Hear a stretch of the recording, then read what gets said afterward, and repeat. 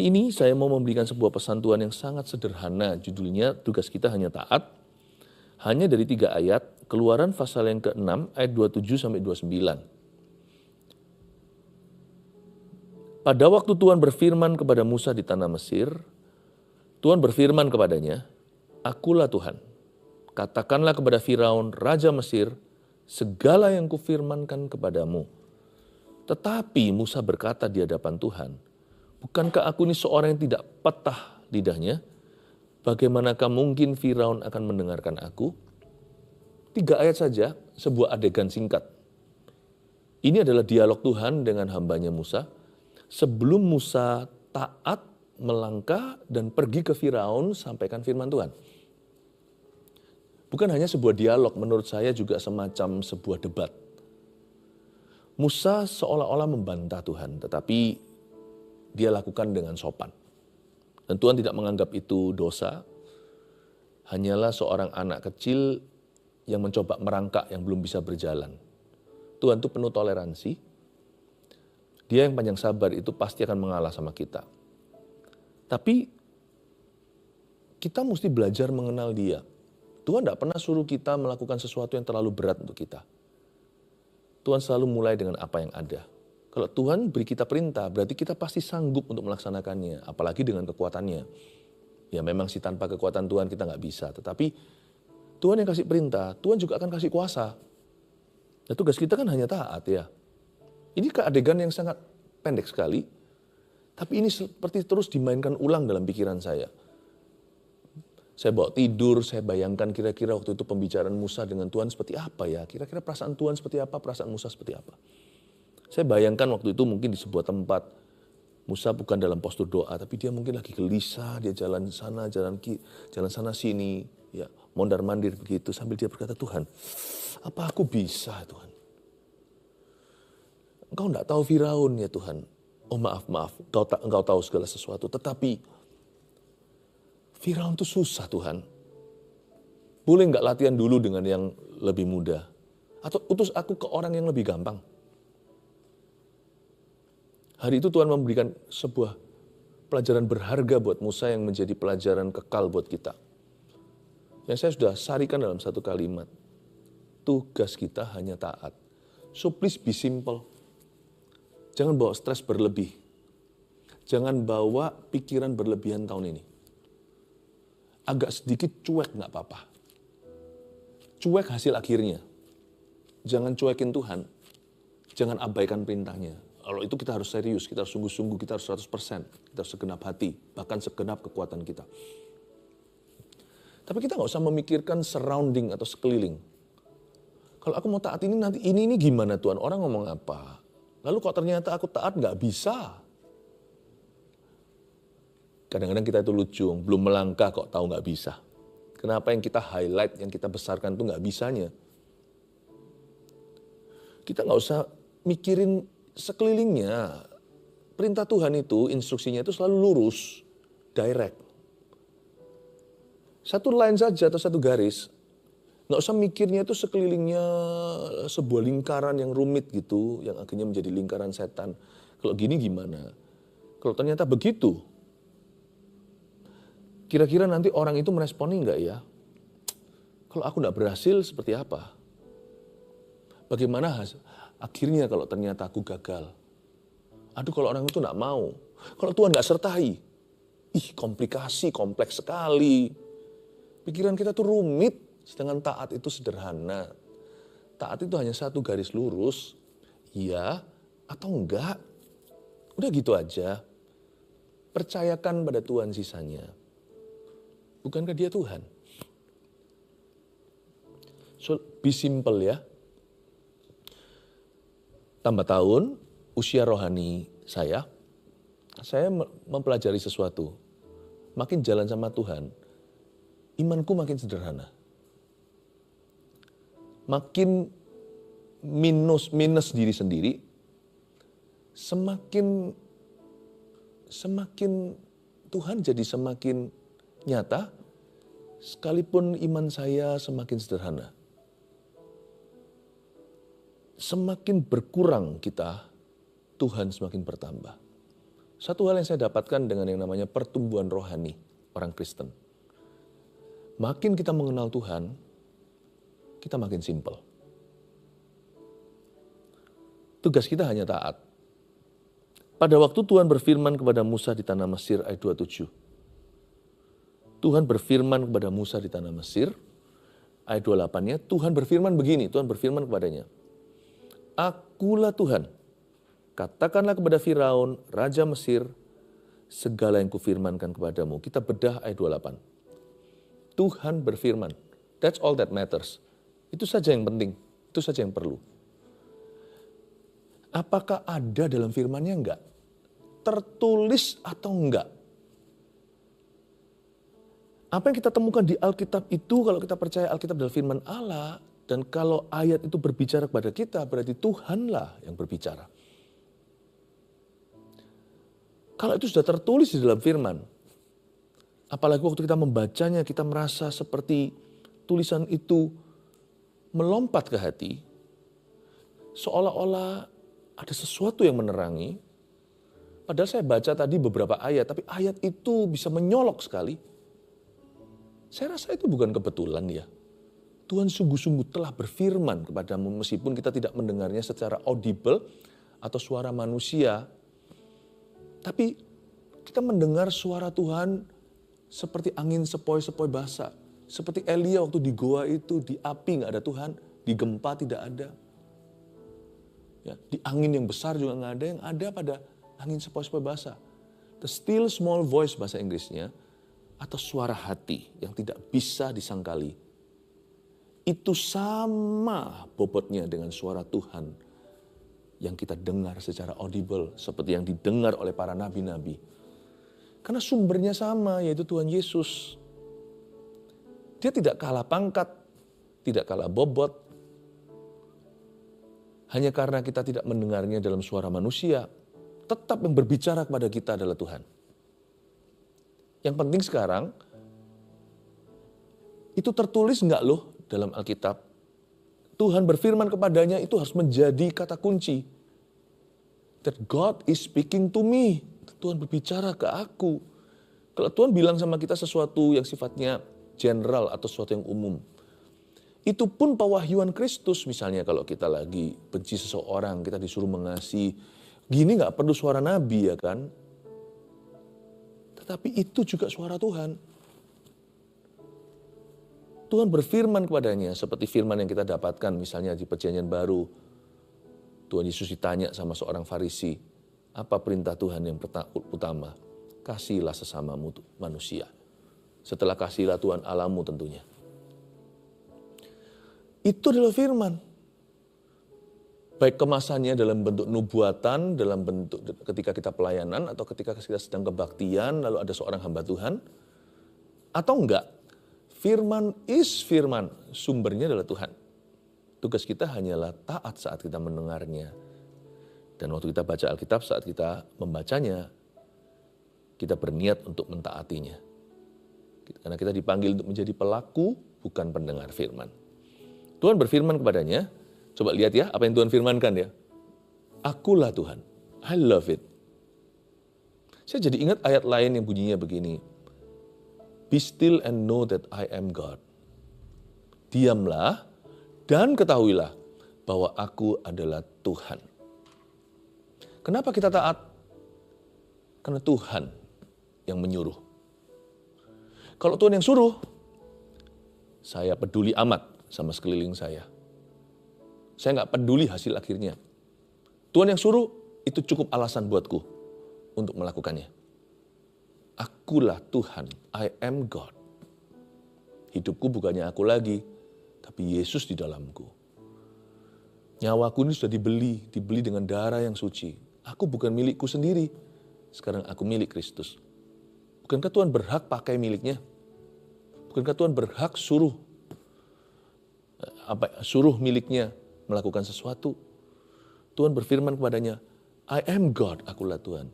Dan semua rasa kekhawatiran kita, kecemasan kita, keraguan kita, kebimbangan kita harusnya sirna dengan kalimat ini, akulah Tuhan. Kalau Tuhan suruh, Tuhan tanggung jawab. Tuhan tanggung jawab penuh. Kalau Tuhan perintahkan, Tuhan tidak akan setelah itu cuci tangan. Kalau Tuhan memerintahkan kita melakukan sesuatu, Tuhan akan menyertai kita di area itu. Malah justru kalau kita tidak melakukannya, kita tidak akan disertai nanti sama Tuhan kehidupan kita. Karena Tuhan tidak pernah menyertai orang-orang yang melanggar firman-Nya. Tapi Tuhan selalu beserta orang-orang yang patuh pada perintah-perintahnya. Tuhan berfirman padanya, Akulah Tuhan, be still and know that I am God. Kadang-kadang kalau kita disuruh Tuhan melakukan sesuatu itu kita ragu. Kita tahu itu dari Tuhan, tidak ragu lagi sumbernya. Tapi kita takut nanti orang lain mikir apa. Atau takut nanti reaksi orang-orang sekeliling kita. Ini ya, kita lebih memandang mereka atau memandang Tuhan. Kata akulah Tuhan itu, kalau Tuhan yang perintahkan, jangan takut sama mereka. Kalau Tuhan perintahkan kita hidup kudus, jangan takut apa kata dunia. Nanti teman-teman olok-olok kita, fanatik lu, sok suci. Jangan takut sama mereka. Kita harus lebih takut sama Tuhan. Jangan takut sama manusia yang bisa membunuh tubuh. Takutlah pada Tuhan yang bisa bahkan membunuh tubuh dan melemparkan jiwa masuk ke dalam neraka. Kalau Tuhan yang suruh, sekalipun seluruh dunia tidak agree atau tidak sepakat atau tidak setuju. Kalau Tuhan menggerakkan hati saya misalnya untuk berkorban waktu, saya percaya kalau Tuhan yang suruh, Tuhan tidak akan berhutang budi.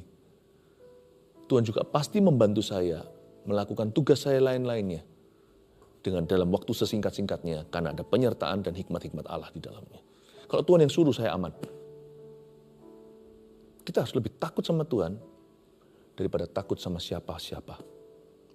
Kita lebih takut sama Tuhan daripada takut sama apa-apa. Ya. Akulah Tuhan, katakanlah kepada Firaun Raja Mesir, segala yang kufirman kepadamu. Kata segala berarti jangan di-courting ya. Jangan di-discount, jangan dikurangi, jangan ditambahi. Taat itu mesti letterlek, ya, literally. Kecuali kalau hal-hal tertentu yang di dalam Alkitab, ya kan, yang perlu hikmat untuk melaksanakannya. Misalnya, jikalau matamu membuatmu berdosa, cungkilah. Itu jangan langsung letterlek atau literal atau secara harafiah, ambil pisau, cungkil mata, mengerikan, itu kekerasan. Kita harus mengerti maksud Tuhan di dalamnya.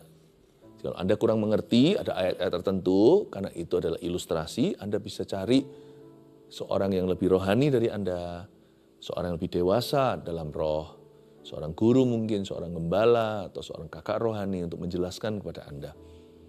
Tapi intisari daripada firman Tuhan itu, kita harus melakukannya secara tepat, jangan dikurang, jangan ditambah. Katakan kepada Firaun Raja Mesir, segala yang kufirmankan segala itu kamu jangan simpan beberapa.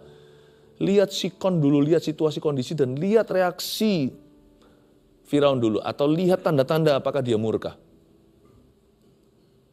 Apa yang kamu lakukan dari firman-Ku, lalu lakukan dengan sungguh-sungguh kan. Jangan kau kurangi bobotnya. Jangan juga kau tambah-tambahin. Zaman sekarang orang suka tambah-tambahin. Ya, dengan menceritakan muluk-muluk padahal aslinya tidak begitu. Itu pun semacam dusta. Bahkan kadang-kadang kita tidak menceritakan seluruh ceritanya. Kita hanya ceritakan separuh. Ada pepatah. Setengah kebenaran sama dengan setengah dusta.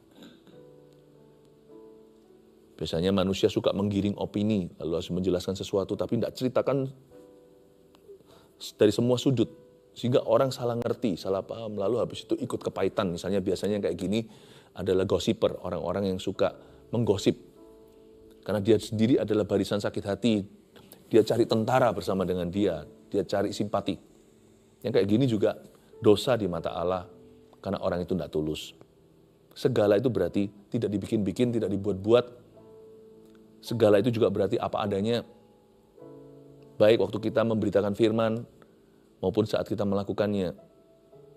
Ada orang tertentu yang suka memberi alasan pada dosa-dosanya. Dia negosiasi dengan Tuhan. Gak apa-apa lah, kan aku gini, kan kondisiku begini. Tuhan pasti ngerti lah. Lihat aku dari dulu ya begitu. Ada aja untuk pembenaran. Pembenaran apa? Pembenaran dosanya. Segala itu berarti tidak pakai tetapi. Segala yang kufirmankan itu berarti jangan kau lawan dan juga jangan berbantah dengan Tuhan. Katakanlah kepada Firaun Raja Mesir segala yang kufirmankan kepadamu. Ada kata katakanlah. Your job, my job, tugas kita itu kan hanya menabur firman, ya kan? Tugas kita kan hanya kalau memberitakan firman. Jadi taat kepadanya itu juga saat kita melakukan firman, tapi waktu kita disuruh menyampaikan firman kepada seseorang, kita mesti taat sama Tuhan. Kalau kita melihat seorang melakukan perbuatan yang salah di depan kita, saya rasa ada cara ya, tidak halalkan segala cara mentang-mentang orang itu salah. Lalu kita sikat mereka, nggak boleh. Kita tetap harus pakai kasih. Menegur orang itu dengan kasih, tetapi tetap harus kau tegur. Kalau itu terjadi di dalam hadiratmu, ya, dan Anda tahu dan Anda lihat, Anda mesti ralat. Pakai hikmat. Ini kalau lagi makan bersama ya jangan. Kecuali kalau dia membuat suatu keonaran yang membuat yang lainnya kamir, ya harus diralat di tempat. Apapun yang dilakukan sebagai public sin atau dosa di tempat umum harus diluruskan di depan umum. Tapi kalau ada sesuatu yang mungkin tidak pas, orang itu seperti apa, kelihatan kata-kata angkuhnya, atau suatu fakta yang dia bengkokkan, ya kan, dia beritahu tentang dirinya, tapi orang lain tidak dirugikan, tapi dia hanya membual tentang apa yang dia capai, atau sebuah angka. Mungkin Anda bisa tunggu nanti, setelah semua orang telah pergi, Anda sendiri dengan dia beritahu, boleh saya kasih kamu masukan? Saya rasa kata-kata Anda tadi kurang tepat. Kita harus berani untuk melangkah. Karena tugas kita adalah memberitakan. Memberitakan bukan hanya berkhotbah. Memberitakan itu berarti juga mengatakan apa-apa sebenarnya kepada orang. Karena kita semua adalah saksi kan. Bayangin seperti dalam peradilan gitu ya. Dalam sebuah tempat di tempat pengadilan gitu ya. Saksi tidak boleh diam karena dia disumpah. Kalau ditanya dia harus jawab. Kalau enggak dianggap menghalang-halangi keadilan atau menyembunyikan. Kita juga tidak boleh diam ketika kita harus berbicara. Tapi kita tidak disuruh Tuhan berbicara setiap saat kok. Ada waktunya kita mesti diam. Kalau kita tidak tahu mau ngomong apa. Tapi sayangnya banyak orang memilih untuk main aman. Sedangkan Tuhan berkata sama Firaun, kepada Musa, kamu harus katakan kepada Firaun, segala yang kufirman kepada kamu, kamu tidak boleh simpan sebagian. Go tell him, pergi beritahu sama dia. Firaun bisa aja ngomong gini, Musa bisa aja ngomong begini, dia bisa berdalih. Emangnya saya satu-satunya nabi, kan ada Harun. Jangan lemparkan tanggung jawab kalau Anda yang disadarkan. Kalau Anda yang dikasih beban. Atau mungkin dia bisa bilang, nggak usah diberitahu lah nanti dia tambah tersinggung. Dia pasti tahu-tahu sendiri. Jangan main Tuhan. Kalau Tuhan suruh Anda dan saya jadi hambanya hari ini, dan kita tiba-tiba seperti diberi satu kesadaran untuk memberitahu sesuatu pada seseorang, jangan tawar-menawar dengan Tuhan lalu berkata, orang itu pasti tahu sendiri, jangan main Tuhan. Kalau Tuhan sudah delegasikan, kuncinya di tanganmu sekarang, kamu yang pergi beritahu orang itu, entah itu memberitakan Injil kepada dia, nggak tentu berkhotbah, stylenya itu sangat pribadi. Anda bisa ajak seseorang ngomong sama dia tentang Yesus. Boleh nggak saya doakan? Tiba-tiba digerakkan untuk mendoakan seseorang. Itu juga disuruh memberitakan. Kalau Tuhan sudah delegasikan ke tangan Anda, jangan lemparkan kembali ke Tuhan. Itu sama dengan menyembunyikan talenta. Tuhan pasti nggak suka hati. Tuhan suruh kita kok kita suruh Tuhan. Tuhan kau sendirilah berbicara ke dia. Atau nanti dia tahu sendirilah. Jangan main Tuhan kalau Tuhan suruh Anda. Tugas kita hanya taat.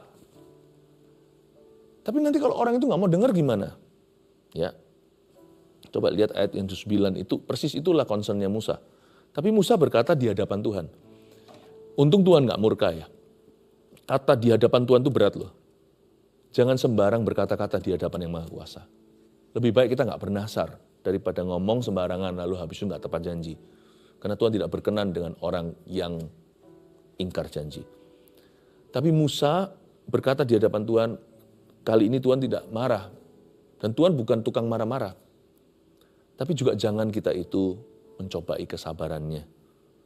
Karena Allah itu suci, dia ada di sorga, kita itu ada di bumi, kita ini orang berdosa, jangan sembarangan bicara di hadapannya. Musa berkata di hadapan Tuhan, bukankah aku ini seorang yang tidak petah lidahnya? Ini yang namanya saya sebutin sebagai momok lama.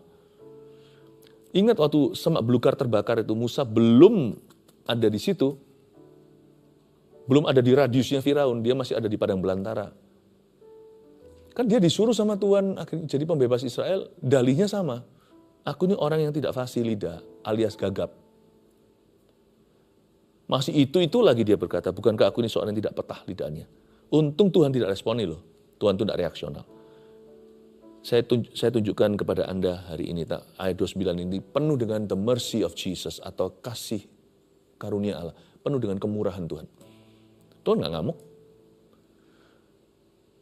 Kalau kita yang jadi Tuhan dalam situasi ini pasti berkata, itu lagi, aduh, kambuh lagi penyakit lama. Kapan kamu berubah? Tuhan nggak marah sama dia. Ya, Tuhan nggak marah. Tapi ini kata-kata Musa, kalimat berikutnya. Bagaimanakah mungkin Firaun akan mendengarkan aku?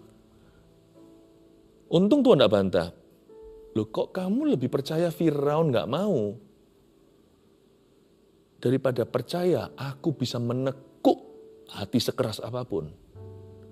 Kenapa kamu lebih mengindahkan Firaun? Bukan mengindahkan Tuhan yang sedang berbicara kepadamu. Kan tugasmu cuma taat saja. Kan hanya taat saja. Kan nggak rumit, nggak susah. Hai Musa, tugasmu itu hanya taat, bukan koma, titik. Sisanya yang maha kuasa. Tugasmu itu hanya beritahu. Nanti yang menggerakkan hati, mengubah hatinya, itu aku. Kalau konteksnya melakukan firman Tuhan ya, tidak berkenaan dengan orang lain dulu. Tugasmu kan hanya melakukan firman itu. Kamu bisa enggak, itu kan kuasaku nanti bekerja di dalammu. Mujizat terjadi atau tidak, itu kan urusan Tuhan. Nanti, tugasmu hanya percaya, mendoakan. Kalau kita melakukan sebuah firman dalam hidup kita, apakah kita rasa enak atau tidak, nyaman atau enggak, kan Tuhan berkata, yang penting kamu lakukan dengan iman. Iman itu kan enggak merasa, enggak melihat. Waktu kamu melakukannya, kira-kira ginilah bahasa sehari-harinya Tuhan. Nanti aku yang menghibur kamu. Nanti aku yang membuat kamu tabah dan kuat melaluinya. Dan kamu tidak akan terasa setelah itu kamu menoleh lagi. Ternyata aku bisa. Makanya ada ayat. Aku dapat atau aku bisa melakukan segala perkara dalam Dia yang memberiku kekuatan. Bukannya akulah Tuhan. Dari awal kan Tuhan sudah skakmat. Di depan kan sudah beritahukan. I am God. Nothing is impossible with me. Nothing is too hard. Tidak ada yang mustahil, tidak ada yang terlalu sukar. Bagaimana mungkin Firaun akan mendengarkan aku? Ini pasti ya. Ya, kalau Tuhan tidak panjang sabar, He would find these words incredible, unbelievable. Dia pasti akan merasa kata-kata ini keterlaluan atau wow-nya bukan wow yang mengagumi, wow-nya itu wow tertegun dengan ketidakpercayaannya. Nanti di perjanjian baru, pribadi Allah yang sama ketika menjadi manusia, melihat ketidakpercayaan orang-orang sekelilingnya termasuk murid-muridnya, dia berkata, hai kamu angkatan yang kurang percaya, berapa lama lagi aku harus bersama denganmu sampai kamu percaya sungguh. Bagaimana mungkin Firaun akan mendengarkan aku? Surrender the outcome to God. Serahkan hasil akhirnya, skor akhirnya kepada Tuhan. Jangan terlalu concern, jangan terlalu memperhatikan itunya. Tugasmu hanyalah bagianmu. Tugasmu adalah talenta yang Tuhan berikan ada di tanganmu. Tugasmu hanyalah taat. Tanganku kerja buat Tuhan, mulutku puji namanya. Kakiku berjalan cari jiwa. Tangan, kaki, mulut, mata itu milik kita. Kita yang menggerakkan atas kemauan kita. Bukankah Tuhan memberi kita kehendak bebas? Lihat ya, sebentar lagi saya suruh tangan kanan saya naik ke atas. Tangan kiri. Saya berhak untuk menggerakkan tangan saya. Ke arah kanan, ke arah kiri, ke arah depan, atau ke belakang. Kaki saya juga bisa goyang, kepala saya juga bisa noleh. Itu di pihak saya. Itu bagian saya. Dan tugas saya hanya taat saja. Saya gerakkan ke arah Tuhan sesuai firman. Sisanya, apakah dengan tangan saya terangkat ini nanti Tuhan dengar doa, Tuhan jamah seseorang, kaki saya melangkah ke sana itu nanti saya lihat buah. Apakah dengan saya punya kepala itu menunduk ke bawah begini nanti, waktu saya berdoa, mengucapkan doa lewat mulut saya itu nanti sesuatu terjadi. Saya serahkan departemen itu ke Yang Maha Kuasa. Outcome hasil akhirnya kepada Tuhan. Sebab itu bukan bagianku. Kalau itu bukan bagian saya, ngapain saya pikirin? Tahun ini be simple lah. Sederhana aja. Urusi urusanmu, Kristus memberimu kekuatan. Biar Tuhan jadi Tuhan dalam hidupmu. Tuhan tahu what to do, Tuhan tahu apa yang harus dia lakukan. Summary, sebagai rangkuman apa yang saya sampaikan. Number 1, tugas kita hanyalah mengakui dan melakukan firman. Tiap hari pengakuan firman. Daripada kita ngakui perasaan kita, aku sedih lah, duduk sendirilah. Atau tiap hari hanyalah kita itu mengeluh-mengeluh, menggerutu-menggerutu, ngomel-ngomel. Ya memang itu semuanya ada alasannya kenapa kita keluhkan, tapi buat apa? Mendingan kita itu pakai lidah bibir kita untuk mengakui firman. Confessing the word of God atau mengakui firman Tuhan. Mengakui iman. Itu namanya pengakuan iman. Pengakuan iman pada firman Tuhan itu besar kuasanya. Itu aja, itu kan bagianku. Kan mulut ini milik kita. Kita mau ngomong apa. Bentar lagi saya mau ngomong shalom nih, shalom bisa keluar. Jadi mulut saya dalam kendali saya. Ya. Bahkan bahasa roh kasih karunia Pentakosta diberikan ke mulut kita pun, meskipun kita tidak bisa tentukan bahasanya, kita tidak bisa prediksi apa yang keluar dari mulut kita, tapi kita bisa dengungkan atau tidak dengungkan, diam atau kita pakai itu untuk berdoa, itu juga tergantung kita. Karena Roh Kudus tidak akan memaksa. Karunia dia sudah beri. Kalau kita tutup mulut kita, ya tidak berbunyi. Tugas kita kan hanyalah mengakui dan melakukan firman. Tiap hari punya kebiasaan yang indah. Pengakuan iman. Waktu suatu situasi susah berkata, aku pasti bisa karena hatiku melekat padamu, engkau akan meluputkan aku. Mazmur 91. Engkau menyertai aku dalam kesesakanku. Dan doaku dijawab dengan cara yang ajaib. Kalimat-kalimat itu keluarkan dari mulut Anda. 2, tugas kita hanyalah menabur dan memberitakan firman. Yang ini berhubungan dengan orang lain. Yang ini berhubungan dengan your ministry atau pelayananmu kepada jiwa-jiwa. Tugas Anda hanya menabur. Mereka percaya atau enggak, mereka bertobat atau enggak, itu nanti Tuhan yang jadi Tuhan atas hidup mereka. Biar Tuhan yang bekerja. 3, serahkanlah segala hasil akhirnya kepada Tuhan. Ingat kalimat nomor 3 ini akan membuat hati Anda sangat damai, sejahtera, sangat tenang. Dan Anda tidak perlu merasa overstress, merasa diri adalah Tuhan atas suasana Anda. Percaya ada Tuhan dalam situasimu.